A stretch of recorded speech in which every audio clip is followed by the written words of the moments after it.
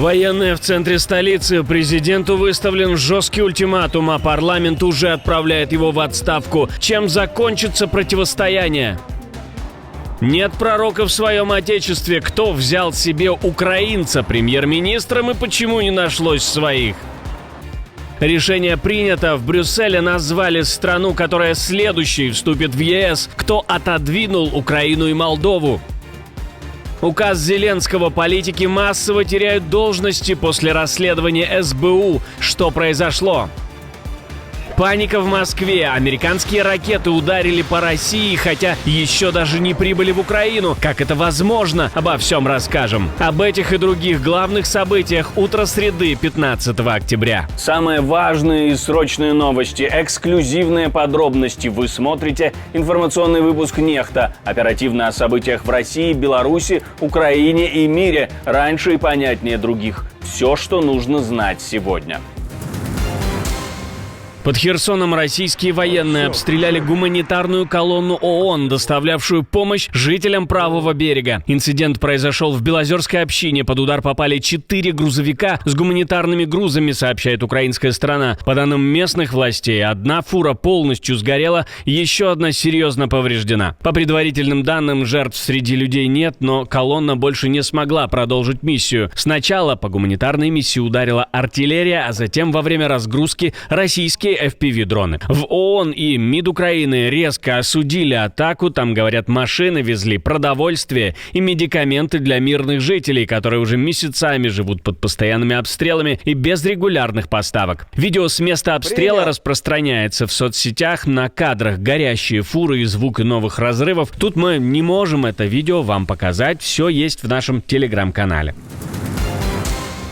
Мэр Одессы попал в плохую компанию. Указом президента его лишили гражданства, и перед тем, как сказать, откуда у мэра украинского города российское гражданство и почему он это отрицает, скажу, что он попал в список с коллаборантом Олегом Царевым и балетным танцором Сергеем Полуниным. В своем телеграм-канале Зеленский заявил, что глава СБУ Василий Малюк доложил о борьбе с российскими агентурными сетями и коллаборационистами, а также подтвердил наличие российского гражданства у ряда лиц. СБУ затем и опубликовала скрин документа Труханова. За сутки до подписания указа на сайте президента появилась петиция с требованием лишить Труханова гражданства, которая собрала необходимые 25 тысяч голосов менее чем за 24 часа. Ее автор указывал, что мэр Одессы, цитирую, продвигает выгодные России нарративы и создает риски для нацбезопасности. Конец цитаты. Сам Труханов в своем телеграм-канале назвал происходящее очередной провокацией и заявил, что фейковые паспорта, опубликованные в интернете, подделка.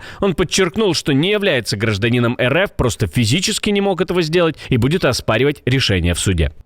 І він доручив Службі безпеки України в 2022 році перевірити всім відповідним службам, перевірити. Тобто в 2022 році це свіженька така перевірка була, зважаючи на те, що НАБУ, як вам сьогодні казав, в 2018 році зробили запит. В 2022 році не знайшли у мене ні російського громадянства, ні паспортів. Ранее Олег Царев, бывший депутат Верховной Рады и сторонник так называемой Новороссии, коллаборационист, был заочно приговорен в Украине к 12 годам заключения. Сергей Полунин, получивший российское гражданство в 2018-м, выступал в Крыму и открыто поддерживал вторжение РФ в Украину. Против него даже введены украинские санкции.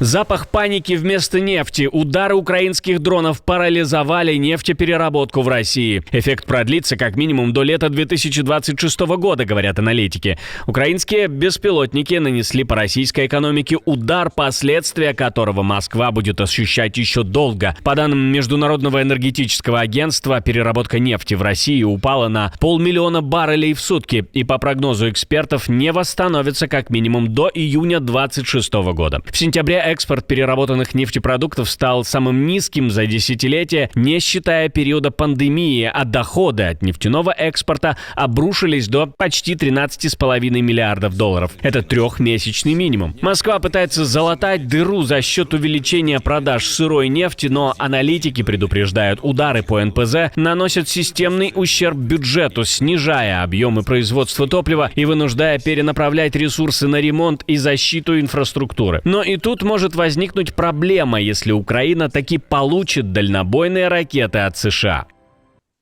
Томагавк имеет как практическое значение, вот так и символическое значение, потому что это тот случай, когда томагавки, которые там потенциально могут быть переданы Украине, они даже еще не, наверное, там с них пыль, образно говоря, не сдули где-то на складах, вот, но они уже работают.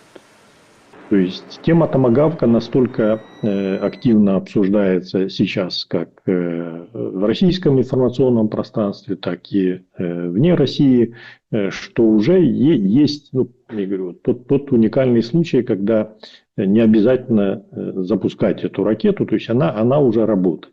Поэтому тут есть и практический, и символический смысл или эффект уже от томагавка.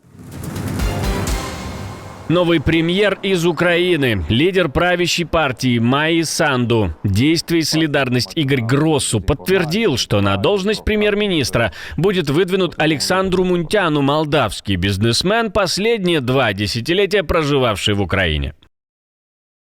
Молдове нужны компетентные люди с большим опытом в экономике, которые смогут возглавить процесс интеграции в ЕС и поддерживать экономическое развитие. Спасибо господину Мунтяну, человеку с впечатляющей карьерой, за то, что он согласился помочь стране именно сейчас, когда она в этом особенно нуждается.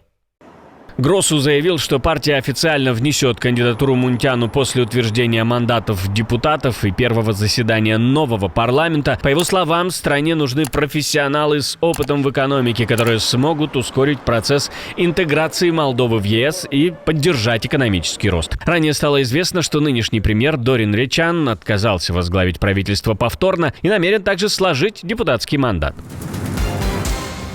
Решение ЕС. В Брюсселе назвали страну, которая следующей вступит в Евросоюз. Глава Еврокомиссии Урсула фон дер Ляйен заявила, что Черногория – лидер на пути к членству в Союзе среди стран Западных Балкан.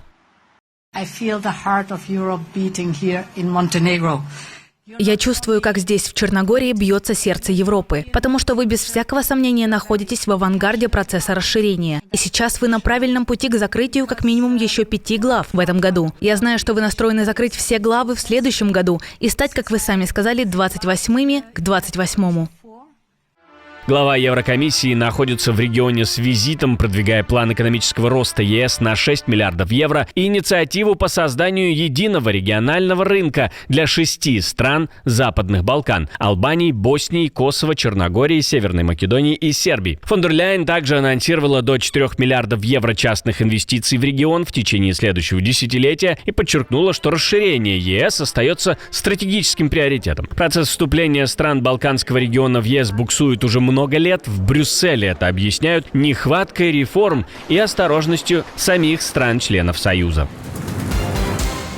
Одного только недоверия мало. Поэтому голосовать будут сразу 2 недоверия. Во Франции готовятся к политическому потрясению. Правительство Лекарню могут отправить в отставку через 2 суток после назначения. Национальное собрание Франции 16 октября проведет 2 голосования по вотуму недоверия правительству Себастьяна Лекарню. Инициаторами стали ультраправое национальное объединение Марин Ле Пен и леворадикальная партия «Непокоренная Франция» Жана-Люка Меланшона. Лидер фракции ЛФА Матильда Пано уже предупредила премьер-министра. Цитирую: «Совет новоприбывшим: не распаковывайте коробки слишком быстро. Вотум приближается, а за ним уход Макрона». Конец цитаты. Марин Ле Пен, в свою очередь, потребовала распуска парламента и заявила, что досрочные выборы приведут ее партию к власти. Если социалистическая партия решит поддержать оппозицию, то кабинет Лекарню может быть отправлен в отставку меньше, чем через 48 часов после назначения. Это станет политическим шоком для страны. На Мадагаскаре военные вышли на улицы. Протесты против президента Радзуэлины набирают силу. У здания мэрии столицы появились военные, полицейские. Их выход на площадь стал новым признаком растущего напряжения на фоне массовых протестов против президента страны. Один из офицеров стоял с винтовкой в бронемашине, другие патрулировали толпу демонстрантов. Появление военных вызвало спекуляции о расколе в армии. Особенно после того, как в выходные элитное подразделение Капсат заявило о поддержке вспышки протестующих. Акции, которые начались еще в конце сентября, как протест против перебоев с водой и электричеством, переросли в массовое молодежное движение за политические перемены. На улицах звучат лозунги «Радзуэлина, уходи», «Меняем систему», «Нет распуску парламента».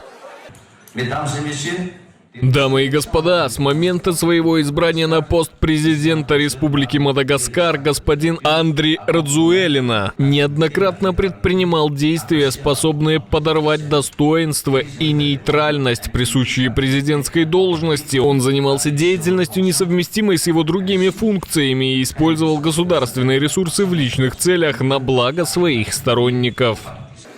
Слова на самом деле подходят многим режимам. Узнаете в них что-то свое? Пишите, кто узнал свою страну и своего диктатора, в комментариях. В понедельник президент выступил по телевидению, заявив, что переехал из столицы по соображениям безопасности из-за так называемой попытки переворота и угроз его жизни. Но протестующие назвали это пропагандой и пообещали не покидать площадь, пока Радзуэлина не уйдет в отставку.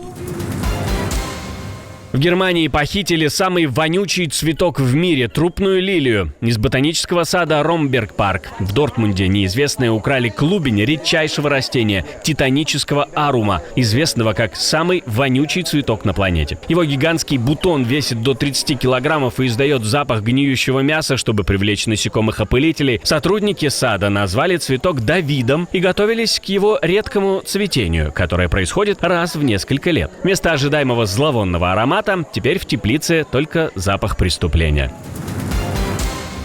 Отдельное спасибо, что досмотрели до конца. Спасибо за ваше доверие. Жду развернутых комментариев, лайков и репостов. Это важно, чтобы нас становилось больше. На этом пока все. До новых встреч и хороших вам новостей.